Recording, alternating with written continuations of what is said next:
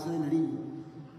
Pero no quiero que nos centremos en el discurso, sino en las soluciones, las medidas, porque también van a llegar ustedes con un problema económico enorme si llegan a la Casa de Nariño, con las finanzas del país destruidas por cuenta de la pandemia. Bueno, ustedes dirán que por otras cosas, pero quiero preguntarles concretamente qué medidas tomarían ustedes para interpretar ese sentir de las calles, que es de los jóvenes, pero también de muchos otros sectores, si llegan a la Casa de Nariño. Permítame esta vez que empecemos con el senador Barreras. Muchas gracias. Bueno, Lucas, habrá ahora ocasión en los próximos minutos, porque sé que habrá preguntas de expertos económicos. Aquí están además saludos del ministro Germán Cardona, del ministro Juan Mayer, pero además hay preguntas de los gremios específicamente sobre la economía. Pero déjeme decirle algo que parece obvio. El Estado Social de Derecho solo tiene sentido si es capaz de garantizar la vida primero, porque aquí matan a la gente por protestar, y además es política pública considerar que el pueblo es un enemigo, pero además si garantiza la vida digna. Lo que 21 millones de colombianos hoy en la pobreza reclaman, lo que 15 millones de colombianos de clase media hoy sufren es el miedo a descender a la pobreza. Ese Estado tiene que garantizarles a ellos las condiciones de vida digna. Y ese es el propósito de cualquiera que pretenda gobernar. ¿Cómo va a hacerse ese asunto? Con algo que vamos a adecuarlo con las cifras, pero que no quiero dejarlo perder. Algo que se llama sensibilidad. Aquí hay gente realmente desalmada. Desalmada en el sentido que no tiene sensibilidad. Gente muy capaz, que conoce el Estado. Le voy a poner un nombre. Pero, senador, se nos va a ir el tiempo y usted no nos ha dicho una medida concreta. No, se las voy a decir. Pero es que, déjeme que, si usted estuviera aquí frente a Germán Vargas Lleras, ya lo hubiera llenado de cifras sin ponerle corazón a esto. Yo vengo de abajo con orgullo, soy hijo y nieto de campesinos, yo fui taxista en Bogotá. Y creo que quien no conoce la pobreza, quien no conoce el sufrimiento, no es apto para gobernar porque no siente el dolor de otros. Cuando usted lo siente, entonces dice a su pregunta, renta básica, fascinante debate, que tiene 3 siglos. La renta básica de emergencia la exigimos nosotros hace un año. Era indispensable. El gobierno Duque es el último de los países de la OCDE en invertir porcentaje del PIB, no llegó al 3%. No tuvo la sensibilidad para darle a los jóvenes de Colombia 8.9 millones de jóvenes, de los cuales la inmensa mayoría son niños, ni empleo, ni trabajo, ni universidad. ¿Por qué no la renta básica a los hogares? Sí se podía, de emergencia. Yo tengo diferencias con muy importantes colegas que piensan que la renta básica debe ser permanente. Creo en otro modelo, el salario básico universal. Ese es un debate ya centenario, pero me parece que no se puede vivir 50 años de los subsidios. Dependientes no, independientes sí. La gente lo que necesita es trabajo. Solo es el tema de la renta básica. Pero le digo otra cosa, ya que usted me pone sobre cifras, 7 millones de campesinos que tienen ellos el 84% de informalidad y están más en la miseria que cualquier otro. ¿Qué pasa con el desarrollo rural integral que firmamos en el acuerdo de paz? Primer punto. Ayer volvió a sabotear este gobierno el proyecto de jurisdicción agraria, indispensable para que los campesinos tengan al menos tierra para sobrevivir y tierra para producir, encadenados con la agroindustria. Eso hay que hacer, desarrollo rural integral. Renta básica, desarrollo rural integral en relación con los acuerdos de paz de La Habana. Senador Petro, medidas concretas para interpretar esa explosión social. Sí, la primera pregunta, y eso lo va a resolver las elecciones que vienen, es si tenemos una sociedad capaz de adaptarse, de moverse, de cambiar en función de los sueños de su propia juventud. Hemos visto sociedades que no lo hacen, otros que sí. Sociedades que le dicen a su juventud no, como la inglesa o la de la época de Trump, y sociedades que le dicen a su juventud sí. Yo estoy por una sociedad que le diga a su juventud, a los sueños de su juventud, sí. ¿Eso qué podría significar? Primero, escuchar a la juventud. La de la época de Trump. No ha sucedido. Y tratar de entenderla a la juventud de hoy y básicamente la juventud popular. Y si me permiten adelantar unas opciones.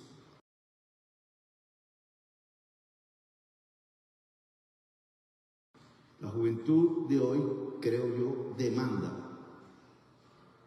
poder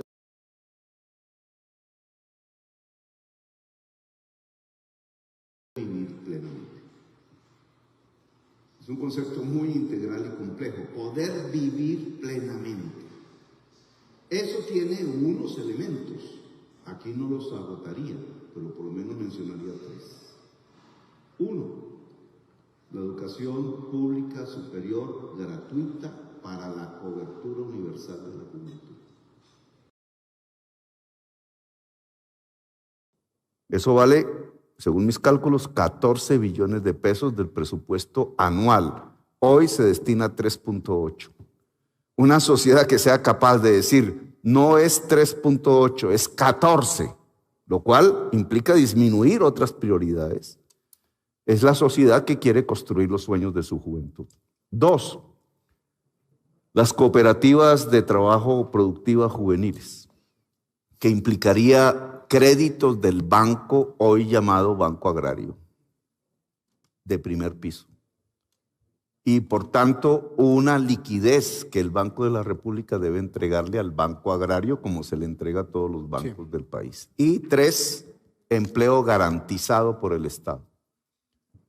Los programas de empleo garantizados por el Estado son coyunturales, son para asumir una coyuntura crítica, ya llegarán preguntas sobre esto, pero es algo que se puede implementar, digamos, desde el presupuesto público de emergencia, porque Colombia necesita un presupuesto público de emergencia para financiar centenares de miles de empleos pagos por el Estado en una serie de trabajos que el mercado no garantiza. Y vamos a hablar más de eso en minutos, Edulfo.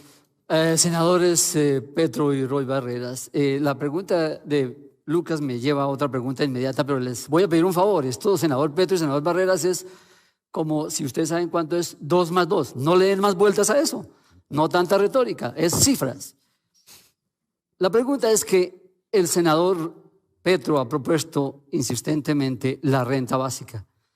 Si entregamos 480.000 pesos mensuales a 7.4 millones de familias, necesitamos 43 billones años. Senador Barrera y senador Petro, anoten. Ustedes expliquen específicamente de dónde van a sacar estos dineros. Usted comenzó con el senador Roy, ahora le doy la palabra al senador Petro.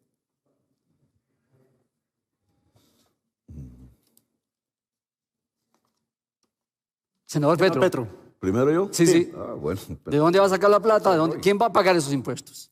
No, cuando se habla de renta básica, primero hay que definir 2 conceptos diferentes. Uno es la coyuntural, la de emergencia, COVID, hablando de hoy, y otra es la estructural, que se ha planteado como un debate universal.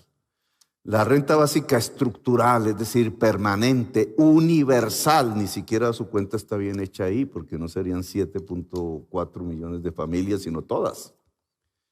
¿Cuántas son? ¿Cuántas son todas? 15 millones, 16 millones de familias tenemos hoy en Colombia. Esa renta básica estructural solo es posible en sociedades de alta productividad. Es decir, no calificamos nosotros. La renta básica coyuntural, que es la de la crisis económica que estamos viviendo aún hoy, esa renta coyuntural tiene una base de financiación posible. Ya lo obtuvo el gobierno el año pasado. El año pasado se emitieron 40 billones de pesos con destino a los programas anti-COVID. Ese destino fue 17 billones para la banca. Esos 17 se volvieron 14 billones de utilidades y esos 14 se volvieron repartición de dividendos para los dueños de la banca. Sí. Ahí murió buena parte de la financiación. Y por eso la crisis de hoy. Si nosotros hubiéramos... Pero ¿usted qué haría, senador? ¿Usted qué haría? Exactamente lo mismo como fuente de financiación, que no es el endeudamiento, sino que es la liquidez. Si la liquidez, en vez de entregarse a la banca privada colombiana, se hubiera entregado a la familia colombiana, ya hay una diferencia entre banca y familia. la familia colombiana hubiera obtenido una renta básica de emergencia, tal como usted está señalando numéricamente. Eso era lo que había que hacer, y eso toca hacerlo si queremos reactivar la economía el año entrante. Senador Roy, con matemáticas. Decisiones. Primero, Edulfo no cuesta 43 billones de pesos. Nosotros presentamos un proyecto de ley que implica una gradualidad dependiendo del número de miembros de cada hogar, desde familias unipersonales hasta 4, con un promedio de 320.000 pesos mensuales.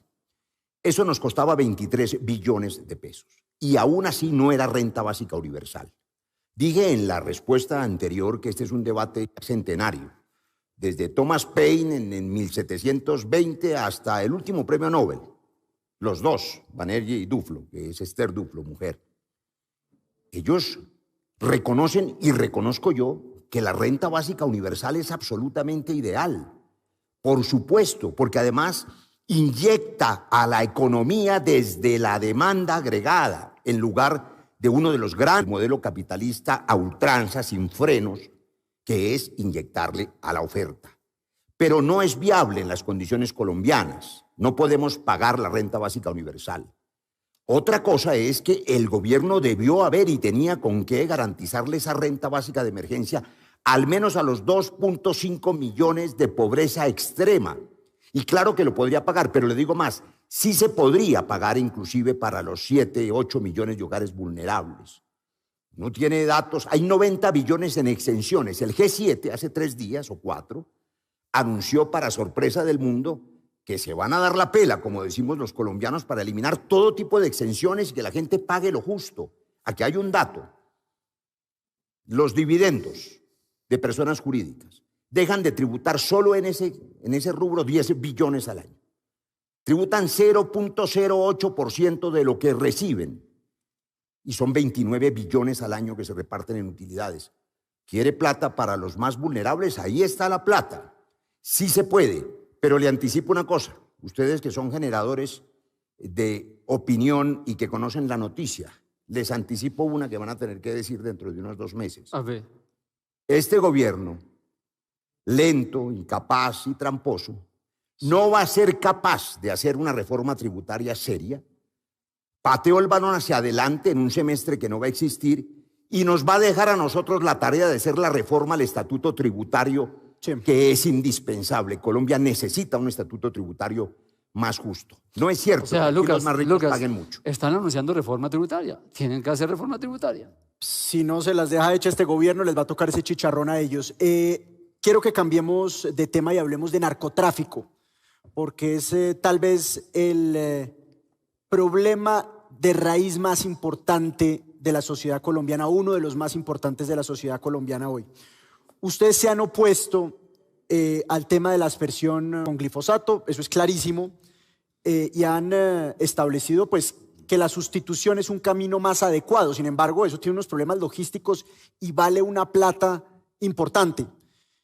El tema de la regulación de las drogas, esa es una discusión de largo aliento y es una discusión global. Por eso quiero preguntarles, si ustedes llegan el 7 de agosto a la presidencia de la República, ¿cómo van a abordar ese tema, el tema del narcotráfico, senador Petro? Sí, en primer lugar, la marihuana es una posibilidad de agroindustria de la cual Colombia podría extraer miles de millones de dólares. Y no es de largo plazo, es inmediata si se quiere.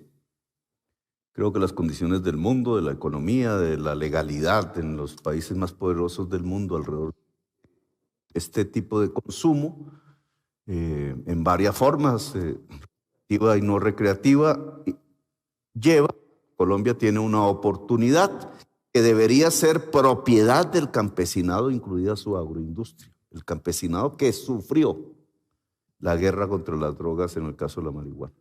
Es más, la marihuana puede sustituir cultivos de coca con más éxito que lo que hasta ahora se ha hecho.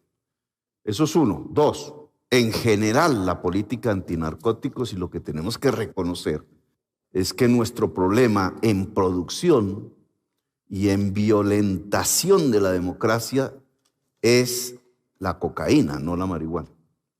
Y en esa medida, siendo la cocaína el problema fundamental, ¿qué es lo que nosotros propondríamos? 1, quitarle poder a la mafia. ¿Eso cómo se hace?